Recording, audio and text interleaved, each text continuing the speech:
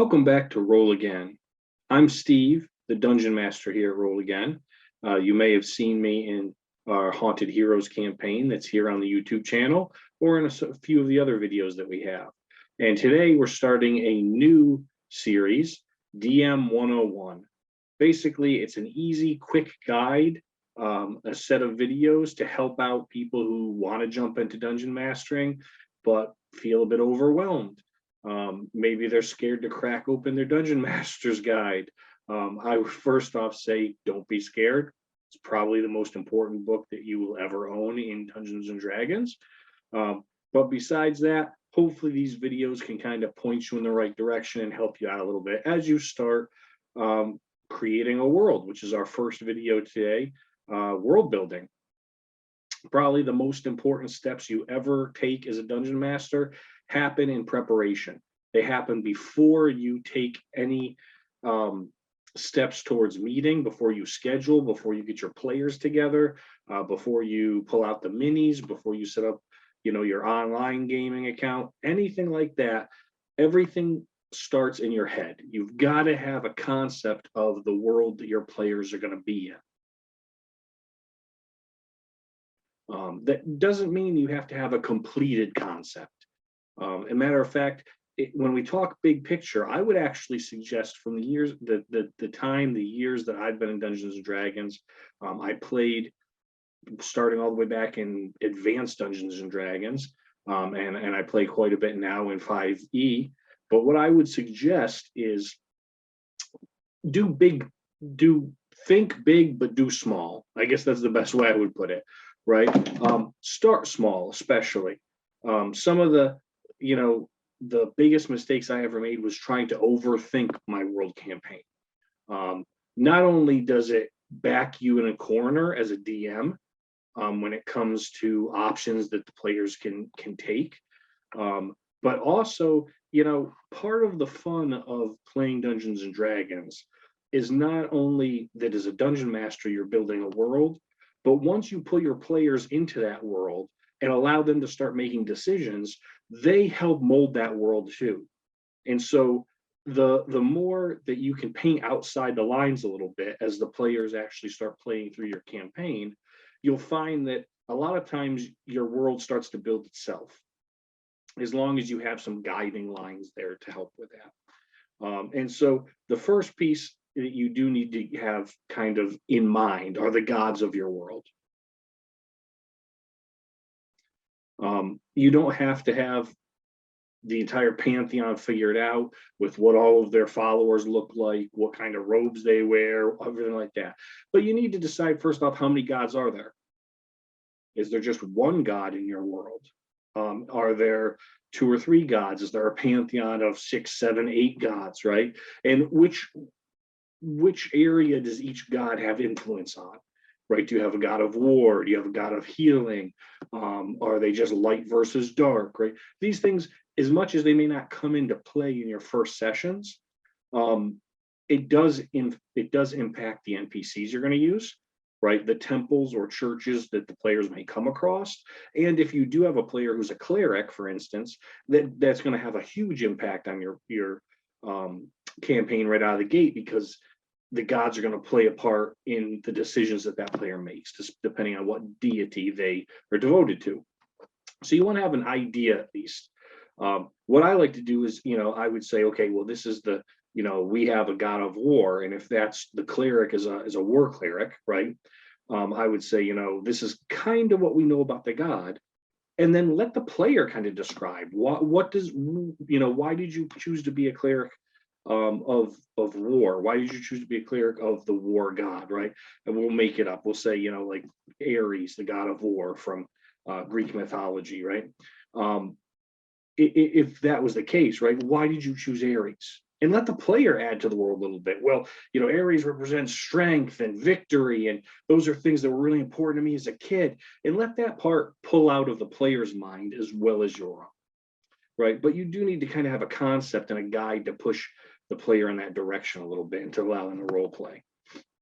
Role play is usually the most difficult piece, especially with new players.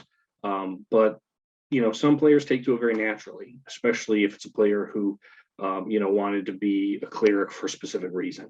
Let those reasons come out during the playtime. But you do want to have an idea of what the gods of your world look like, what what areas they oversee. And so when they come up in discussion, when they come up in maps, when they come up in towns, villages, cities, or when you come across their followers or cultists that are devoted to those gods, you have an idea of kind of how they're going to interact with your players. And then let the rest of it kind of happen. Mapping your campaign, same thing. Again, I would start small. I've run a number of campaigns, and the last campaign that we finished before Haunted Heroes, we started in just one town. It was a small town. I started with the map of the town and some of the surrounding area, gave that to the players during story and during role play within the actual first session, and then allowed them to kind of explore the surrounding areas. As they reached out further into the region, that map moved on and kind of became larger, right? As they moved further out of the region, I started to give them a continent map or a world map. But a lot of that had to do with some of the things that they had already done, right? Some of the role play that came into to happen, some of their own background, so that I knew, if I had a wood elf, I needed to know where on the continent wood elves live. And that did happen, right? And so I had a wood elf who was also a druid. And so there was a dual piece to that player, because not only do we have to know where wood elves came from, but also where do druids usually hang out? Like, do we have a wilderness, which we did in the region that campaign was happening? So you needed to kind of have that idea. But I would not go into drawing, complete world maps that are heavily detailed before you start your first encounters. Because again, part of that is the fun of it is letting the players kind of help to mold that, right? You can have an idea of there's this many major cities, this is kind of where they're at, but I wouldn't info dump all of that on your players at once. First off, it's not fun to just have an entire session of you giving history of the world, right? Don't do that. It's a killer. And your players want to play Dungeons and Dragons for a reason. They want to role play and they want to hit stuff. So let them role play and hit stuff the first session. And little by little, drop in hints, drop in guidelines of the world, and then let them figure it out and let them come across NPCs that can kind of address things like that. If they want to go south and find out what's south of the town that they start in, don't tell them, oh, well, there's a city and 3 other towns. No, let them figure it out. Let them find it. What do they come across first? Right. And that's part of the joy of playing Dungeons and Dragons is the encounters, but also the exploration. And exploration is not just being in the woods for 3 turns, right? Or having 2 long rests. It's actually finding stuff and not knowing what you're going to come across. And so if you start small while you're world building, then you're not going to give away anything like that because you kind of build it. I try to build it in my mind like 4 or 5 steps ahead of my players. It also doesn't throw you off if your players decide to go in a direction you didn't have prepared, right? It's a lot easier to take a quick turn or a 180-degree turn if you didn't have the next 7 sessions planned out. As a player, I do DM quite a bit, but I also play. And as a player, the dungeon master that runs the campaign that I'm a player in, the group of players I play with, we're notorious for this. We will decide just off the cuff, we want to go visit a town we saw, 6 months ago, and we haven't been back or mentioned ever since. And all of a sudden the DM has to figure out on the fly, what are we going to do? But he's a great DM as well. And the fact that he doesn't have everything planned out, 12 months in advance, helps him move quickly too. He kind of knows what would be going on over there, and he can build it, a few steps ahead of us as we move on. So keep that in mind. If you have to do a quick turn because a player chooses something you had no idea was coming, right? Throw a quick battle at them. It's always a good idea to have a couple monsters up your sleeve. Throw a battle at them, and that gives you a chance as you're playing in the battle. And then when they're doing a long rest, you let them do a little bit of role playing, and then come up with kind of, start planning where you're going to finish the session off. Then you can start planning ahead for the next session. Don't feel pressured to know everything. Too many people walk into being a dungeon master with a god complex, thinking, well, I'm like the god of the world, and you don't have to know everything, right? And you don't have to say, oh, well, I just don't know, but you can tell them, you don't need to know that right now. Or, how would you know that? Have you asked anybody, right? A dungeon master's job is not just to give everyone all the information. Let the players figure it out for themselves. Settlements is a big piece of coming to start, beginning a campaign and planning and world building. Where do you want your players to start? There's normally in Dungeons and Dragons 3 types of settlements. You have a village, which is normally around 1,000 people. You have a town, which is about 6,000 people, and you have a city, which is 25,000 plus. Those are not hard line numbers. It's just what the DMG says. And so it's a good starting point. It gives you a good idea when you're drawing out a map about how many people would be here. A village of 1,000 sounds kind of like a lot, but it's not really. A village of 1,000 is the type of village where everybody kind of knows everyone else's name. They may not be best friends, but they've pretty much seen most people. Think about when you were in high school. I went to a rather small high school, but there was still 800 kids in my high school. About 200 per grade, and everyone pretty much knew everybody. You may not be best friends, you may not have had long conversations with everyone, but you kind of knew who people were, at least by name and face. That would be a village, right? A town, you're going to be a little bit more than that. You're going to be about, 3 or 4 times removed. So you may have people that are acquaintances. You may know people who know people, but everyone's not going to be best friends and know who everyone is in a town of 6,000. And in a city, if you've grown up in a city or been around a large city, it's really neighborhoods, right? And that's where I would start to focus in a city, is a neighborhood, and have them grow out from there. Because neighborhoods are really where the life happens in a city, because it's so large. It's got its own kind of mini cities or mini towns and villages within it.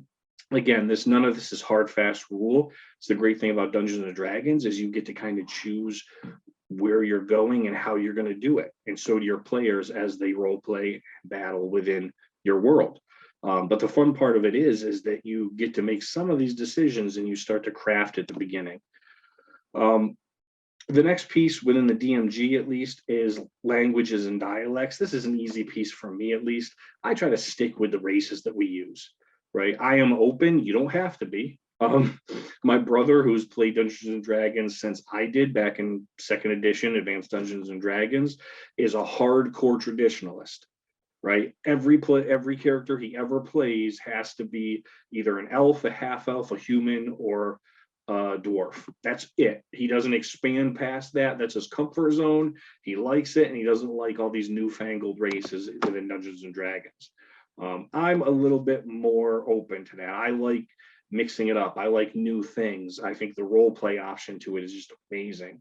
But I still stick to the guidelines within whatever Dungeons and Dragons or character book I'm using. Sometimes I'll use other companies. There's some great resources on the internet.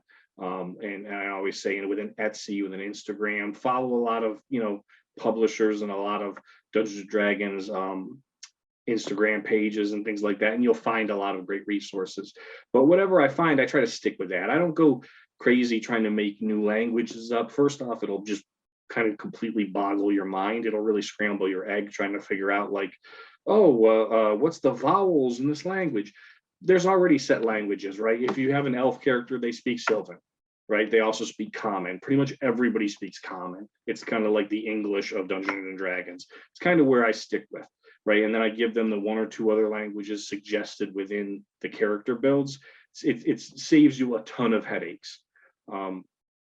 There may be reasons within that character for them to speak others, right? If you have a scholar, even if they're a dwarf, and normally they would speak Common, Dwarven, and maybe one other, maybe they speak 8 languages because they're a wizard and they're a really devoted scholar who is very highly educated, right? That also kind of adds some spice to your world. And that's something you'd want to discuss with the player ahead of time if you know that's kind of the character that they're building. I always build characters with my players. I mean, they have the idea, they have the concept, but as you can check just even from this channel, if you go back in the history of the channel, before we started Haunted Heroes back in June, the first 4 or 5 videos were me and each of the players rolling up their characters. They knew who the characters were going to be. They had a name, they had a backstory, they knew the race, but we rolled all their ability scores right there. And then they chose which ability scores they were going to use.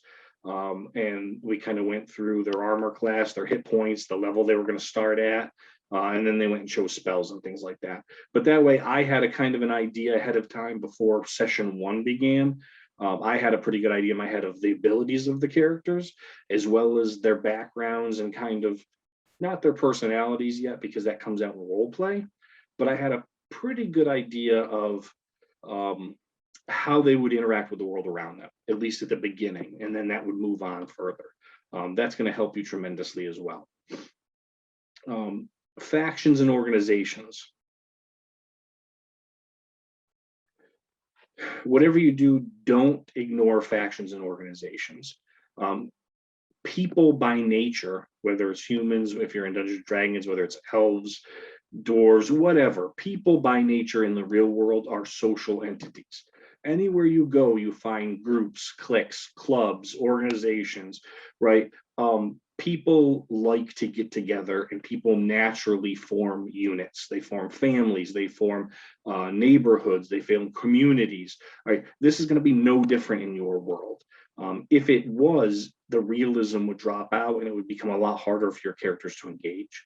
It doesn't mean you have to have factions and organizations in every aspect of your world, right? But again, depending on the settlement that they're in and the type of government, especially, which the DMG, I think it's page 18, has some great roll tables for types of government. If you don't know exactly how your city or town might be set up, you can roll for it. I usually have a kind of an idea because I also know how I want it to interact with the other towns and groups in my land. So I know if it's a a hierarchy, if it's a king, or if it's a lord, or if there's a town council. Sometimes I mix it up. Some villages or towns or cities have a council and then we're kind of democratic. Others have a lord or some sort of a dictator, and that also adds a lot of spice to the world, because how will those two towns react? Right? A town that's a democracy, being within 2 or 3 days journey of a town that's a dictatorship, they're not going to get along very well. And so, there would be border disputes. There may be just major cultural differences. That's all going to kind of come up in that piece.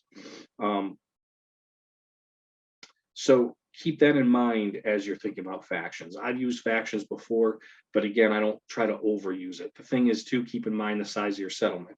A village probably is not going to have a lot of official organizations, right? There may be kind of groups, there may be cliques, there may be some people that hang out, but a village isn't going to have a lot of that. A town, on the other hand, may.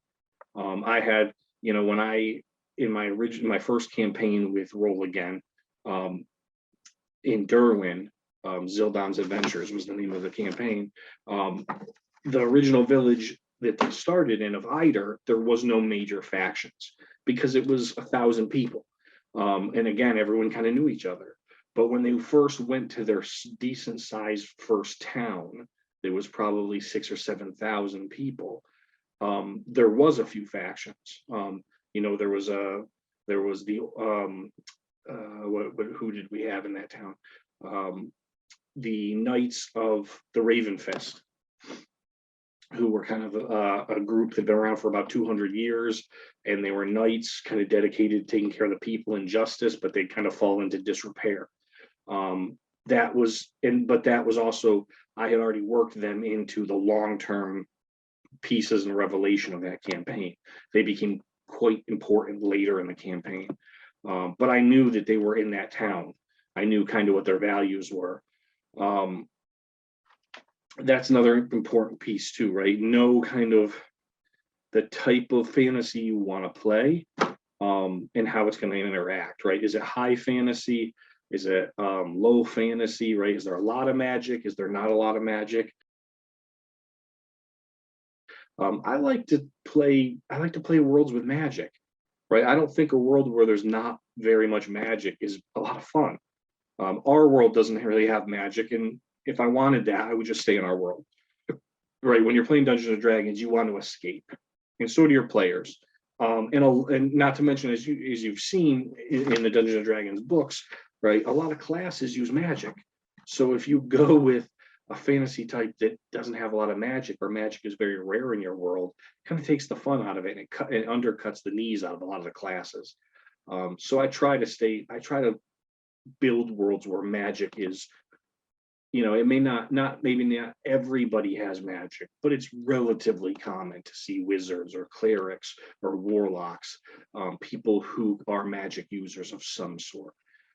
It's common, and there's monsters, right? Not just like animals, but there's beasts, but there's monsters of different types. So eventually it's up to you on what your philosophy of magic is going to be. But I would suggest make magic at least attainable. It's you can try it. I've run campaigns where it was low fantasy and magic was very rare, and like I said, it's dull. You just get a lot of physical fighters, which is fine, but then it takes a lot out of people that want to cast spells and people that want to do magic, and it also takes away from your encounters because you can't throw your party up against monsters or villains who can use a lot of magic either.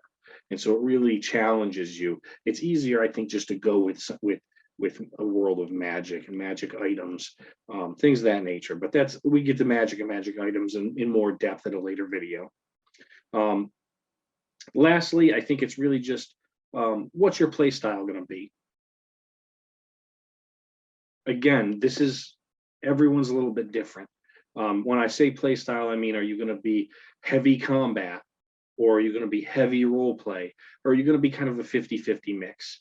I always leave this up to the players. I've DM'd campaigns with different players, and each campaign is different with the style of play because the people are different, right? When I am starting a campaign and I get players involved, and each of them signs up to want to be in the campaign, I always ask them, hey, do you like a lot of role play? Do you like a lot of combat, or do you like a good mix? As a dungeon master, I'm going to be honest, I love a 50-50. I like having combat, but at the same time, role play is important, and role play enhances combat, because the more the players get to know one another, the more they have invested if one of the players falls during combat. And combat, on the other hand, does the same thing for role play, right? It spices up the world. It makes your session a little bit exciting. It makes it move quick, but at the same time, you need that role play. The two have to be balanced. That's my suggestion. But again, don't back yourself into a corner on it. Kind of feel your way around. And sometimes, I've even had groups of players that were like, we want a lot of combat, we're not big on role play. And then halfway through the campaign, they're spending an entire session role playing, and they're not even getting to my combat that I have set up for them, because naturally they just fell into role playing within as their characters. You also want to make the decision of how much metagaming you're going to allow. I'm not a harsh metagaming referee. I allow a little bit of it, right? I mean, if you have some people in the group and they're like, oh, don't one of you have this spell? Fine. I don't really care about that. I don't make all my players stay in character 100% of the time within it. A lot of times they might say, hey, question for the DM, or I have this. Not a problem. When it really starts to impact play is when you have characters who your players want to step out of character and take 20 minutes to try to devise a plan that their characters really wouldn't be able to come up with. Then you might, as a DM, have to step in and go, guys, you need to figure this out as your characters, because they wouldn't have any idea about how to lay an ambush for the villain that you're coming across or that you think is chasing you. Or they want to know about everything available around you without exploring first. So just kind of guide them in that direction. Again, that's my best place. Biggest takeaway: start small. Start small, build your world a few steps ahead of your players. And what you'll find, and this happened really in my last campaign, and even right now in Haunted Heroes, is that a lot of times my world nearing the end of the campaign is so much more vivid and amazing and awesome because the players introduced ideas that I never would have thought of, right? Or ideas that I maybe wouldn't have been interested in, or maybe would have been kind of afraid to try, but the players brought it up and I threw it in because they were interested in that, and it made the world way more believable and a lot more fun. Some of the most memorable pieces of my worlds came out of player thoughts, players' ideas, or player actions. A player did something I had no idea was coming, and it seemed like it was going to break the world, but it really just enhanced it and made it better. So you really just need to be open, start small, and build ahead of your players. That's the best thing I think you can do when it comes to world building. So I'm going to leave it at that. I don't want these to be super long videos, but we will pick up in the next video, which is going to be talking about creating a multiverse. And then we will go from there. So I hope this has been helpful if you're thinking about dungeon mastering for the first time, and especially if you're thinking about world building. Leave me a like, leave me comments to let me know what you liked about the video, what you'd like to see more of.